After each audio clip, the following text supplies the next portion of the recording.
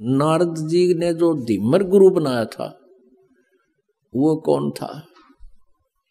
वो एक पुण्यात्मा थी, किसी समय परमेश्वर कबीर जी की शरण में रहे थे, लेकिन हम कुछ दिनों के बाद इस काल के ज्ञान के ऊपर फिर दोबारा टिक जाते हैं, भगवान की भक्ति त्याग देते हैं। ऐसा ही उस नादान आत्मा ने कर रखा था। फिर यो काल ऐसे कर्म बिगड़वा दे उस पुण्यात्मा के, ऐसी जगह मछियारों का जन्म दे दिया, और वो मछली पकड़ के लावे और बेचे, उसे तो गुजारा कर, आप भी काट के खावे। अब कहते हैं कबीर कमाई आपनी कदे ना निष्फल जा, 7 समुद्र आडे पड़े मिले अगा हुआ। क्या हुआ कि एक बार वो जिस राज्य में रहता था वहां के सभी तालाबों की मछलियां उसने पकड़ ली थी, कालू नाम के जीमर ने, वो तो खाली हो लिए थे। उसने देखा कि पड़ोसी राजा एक बहुत धार्मिक व्यक्ति था, उसने सब जगह ये आदेश दे रखा था कि मेरे राज्य में हिंसा नहीं हो, जीव हिंसा नहीं हो, और इस कारण से किसी भी तालाब में कोई मछलियां नहीं पकड़ता था। और वो चला गया कालू, उसने देखा सी मोटी मोटी तोरी सी भारा भारा घिया सी कूद उसके अंदर, उसने सोचा सुबेरा करूंगा काम। उसको ये भी पता था कि राजा ने यहाँ आदेश दे रखा है कि यहाँ प्रतिबंध है, उसने सोचा रात में चोरी करूंगा। अपनी पत्नी से कहकर चला गया कि मैं ऐसे ऐसे जा रहा हूं उस तालाब पर, और है तो वहां खतरे का काम, पर देखी जाएगी, अब रोजगार तो यही है। अब वो पहुंच गया वहां तालाब पर। तालाब के आसपास झाड़ बोझड़े भी होते हैं। उसने जाल डाला था सुबह सुबह, वो सुबह का टाइम हो गया 4 बजे, गर्मियों के दिन थे, थोड़े थोड़े, थोड़ी सी सर्दी सी भी थी, इस तरह टाइप का मौसम था। तो उसको सर्दी लगी, तालाब में से निकला, उसने क्या करा, एक अग्नि जला ली हाथ सेकने के लिए। अग्नि जलाई, लकड़ तोड़कर हाथ उठ सेके, और पहले तो उसने देखा कि कोई होगा तो यहाँ आ जाएगा, आग जला लेता हूं। उसने आग जला दी, देखा कोई नहीं आया, कोई पहरेदार होगा तो आओगा भी, कैसे है बातचीत पूछा, कह दूंगा विरा चलता हूँ, ठंड लग रही है थोड़ी, हाथ सेकूं, थोड़ी थोड़ी सर्दी सी थी। कोई नहीं आया तो उसने जाल डाली थी। उधर से उसी नगरी का राजा, उस क्षेत्र का राजा हाथी पर सवार हो गए, और उसी के साथ साथ से रास्ता था, दूसरे शहर में जा रहा था, और एकदम मोड़ मुड़ता था।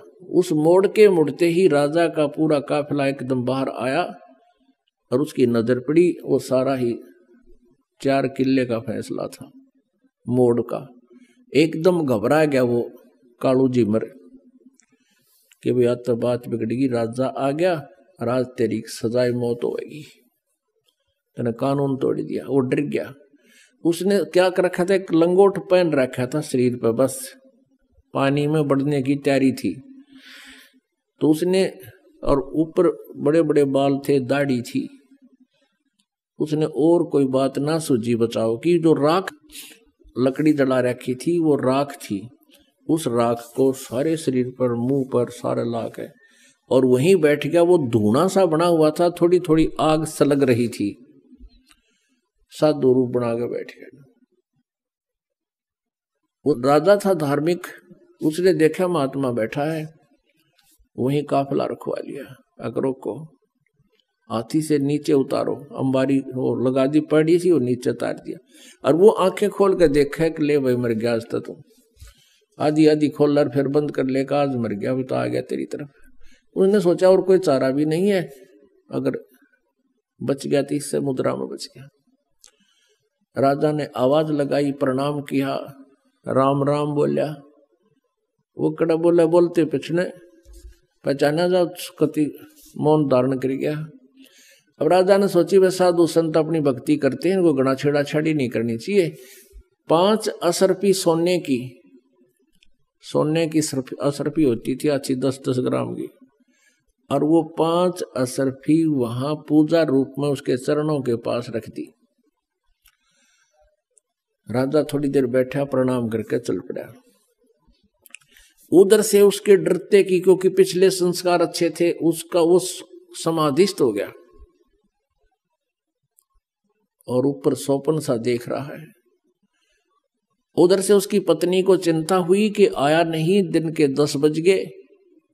वो चली करता है, जिस सरोवर का वो कह के गया था वहीं जाकर देखा तो क्या कर रहा है, साधु बना बैठा।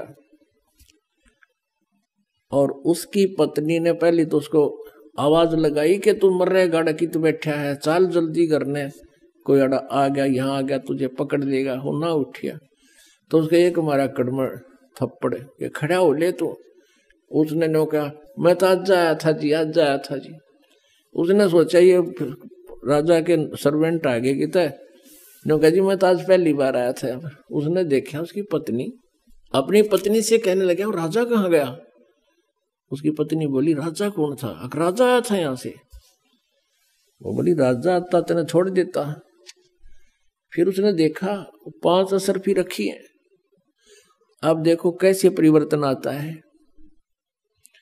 अब उसने नो सोच ली कि हे भगवान, हे परमात्मा, तेरे नाम पर मैंने तो नाटक सा कराया था, एक नकली स्वांग भरा था आपकी शरण का, और इतना ही मैं अपनी इतनी हमें सुरक्षा भी दे दी, मेरी जान भी बख्श दी, ये 5 असरफी दे दी, मैं 10 साल भी इतनी कमाई नहीं कर सकता जो आपने मेरे पास रखवा दी। उसी दिन से बैराग हो गया कि हे परमात्मा, तेरे नाम में, तेरी शरण में इतनी शक्ति, इतना सुख। अपनी पत्नी से कह दिया कि ले ये तेरी 10 साल की 20 साल की कमाई है यार, ले जा तू, और मैं आज के बाद मछली पकड़ू को नहीं। घर चले गए। उसकी पत्नी बोली काम करे बिना नहीं सरया करता, जा वो दे दे जाड़ा हाथ में, वो बांध दे रोटी 4 उसके, और वो चल पड़े। बैठ के जंगल में खा कर रोटी, अन्नो देखा ये भगवान, नो क्या करें, गुरु बिन मोक्ष नहीं होता। हे परमात्मा, गुरु बिन मोक्ष नहीं होता। कोई संत मिले, संतों के पास जावे, उनसे पूछा ताछी करे। तो फिर एक दिन परमेश्वर कहते हैं इस आत्मा की प्रत्येक रिक्वायरमेंट को सब परमात्मा पूर्ण ही पूरा करता है, जो तीनों लोकों में प्रवेश करके सबका धारण पोषण करता है। परमेश्वर आगे एक साथ 2 रूप बना के कबीर देव जी, और उससे कहा कि भाई भगत कैसे बैठा है, कि महाराज जी मैं भक्ति करूं हूं। परमात्मा ने कहा भाई गुरु बिन बात तो ना बनाया, गुरु तो होना चाहिए। कहा जी गुरु तो होना चाहिए, आप बन जाओ मेरे गुरु जी। कहा भाई ठीक है, मैं बता देता हूँ, नाम ले, भक्ति कर, ऐसे ऐसे करना, ये करना, ऐसे नहीं करना। अब उसने करी डट का साधना, और कुछ ही दिनों में उसको काफी उपलब्धि होगी। उधर से वो जो गुरु था, अब उधर नारद जी को एक ऐसी समस्या पैदा होगी थी। उसको कहा गया था कि आज सवेरे तू जावे और उसको गुरु बना ले, जब तेरा कल्याण होगा। तो सवेरे सवेरे वो जा रहा था किसी घाट के स्नान करने के लिए, आगे से वो कालू झीमर मिल गया उसने। तो उसको उन्होंने गुरु बना लिया। उस कालू झीमर ने उसको बताया कि ये नाम जाप कर ऋषि जी, जब तेरा कल्याण होगा। अब कहने का भाव ये है पुण्यात्मा, हम ये सोचा करते थे कि कालू जो था एक सिंपल सा साधारण आदमी, एक मछियारा था, और उसको नारद जी ने गुरु बना लिया तो भी उसका उस सत्र का कल्याण हो गया। अब उस समय वो कालू झिमर नहीं था, उसने सारी बुराई छोड़ दी थी, वो संत बन गया था। लेकिन हम फिर भी वो फीत उतारते नहीं उसकी।